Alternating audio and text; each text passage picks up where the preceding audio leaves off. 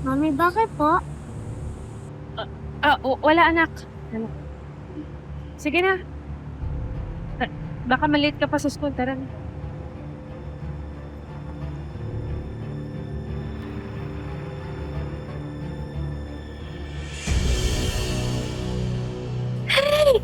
Salamat sa Diyos naman, ate, at approve na yung deployment mo sa New Zealand. Makakaluwag-luwag kami rin sa mga utang mo. Oo nga eh. Kaya nga ang plano ko, bago ako umalis sa susunod na linggo, ibubuhos ko yung oras ko kay JJ.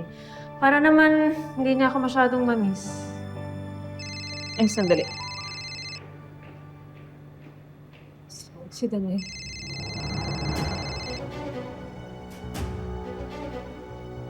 Hello?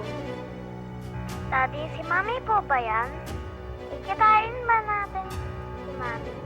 JJ? Mami! Mami! Daniel, anong ginawa mo sa anak ko? Saan mo siya dinala? Relax ka lang, Grace. Papasyal ko lang ang bata. Anak ko rin si JJ. May karapatan akong kausapin siya kung kailan ko gusto. Hindi ka talaga matigil, no? Ididimanda kita, Daniel. Sa akin ang custody ni JJ. Not for long. I'll prove to DSWD that you're unfit as a mother. Pinapabayaan mo lang yung anak natin. Ibalik mo sa akin si JJ! Daniel! Daniel! Ano nangyari, ate? Ano sabi niya? Ano nangyari kay JJ? Kinuha niya si JJ. Hindi ko alam kung saan dinala. Anong gagawin ko?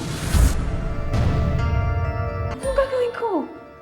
Yung tracker! Ate, di ba nilagyan mo na tracker si JJ? Di ba nalalaman gamit yun kung nasan siya?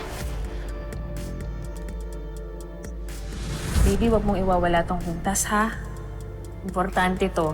Ano man mangyari, saan ka man mapunta, basta suot mo tong kwintas na to, safe ka palagi.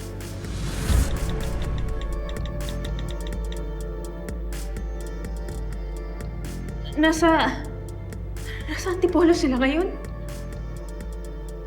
Jelly, kailangan natin tumawag ng pulis.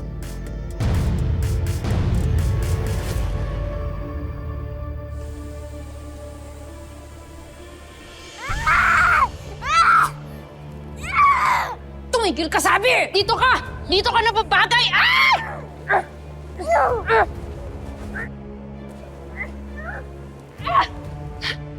Buhay ka dito! Halika nga dito. Masok ka dyan! Pasok!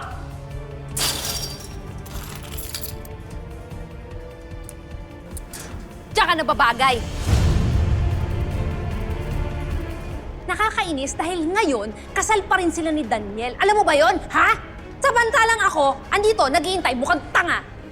O ano ngayon? Pinasok kita dyan, tumigil ka. Ha? Kasi ayaw mo dyan sa loob? Pwes, nandiyan ka na. Sumaiwan ka dyan.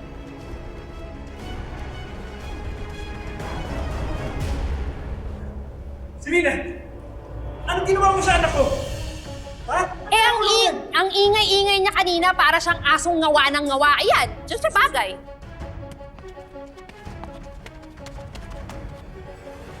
Malapit na po tayo. Doon sa taas. Yun po yung sinasabi dito sa tracker ko.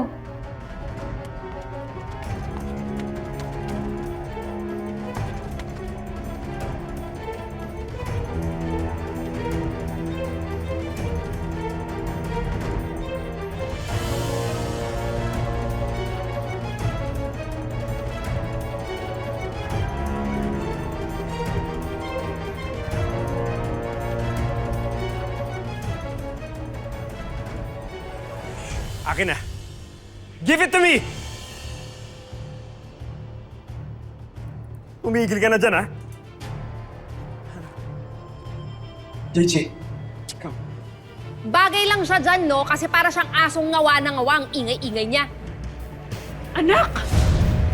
Maraming salamat sa pagsama sa ating istorya sa Tadhana. Nakaka-relate ka ba sa ating mga bida? Nako, i-comment mo na yan para sa iba't ibang kwento na punong-puno ng pag-asa at inspirasyon. Mag-subscribe na sa GMA Public Affairs at YouTube channel.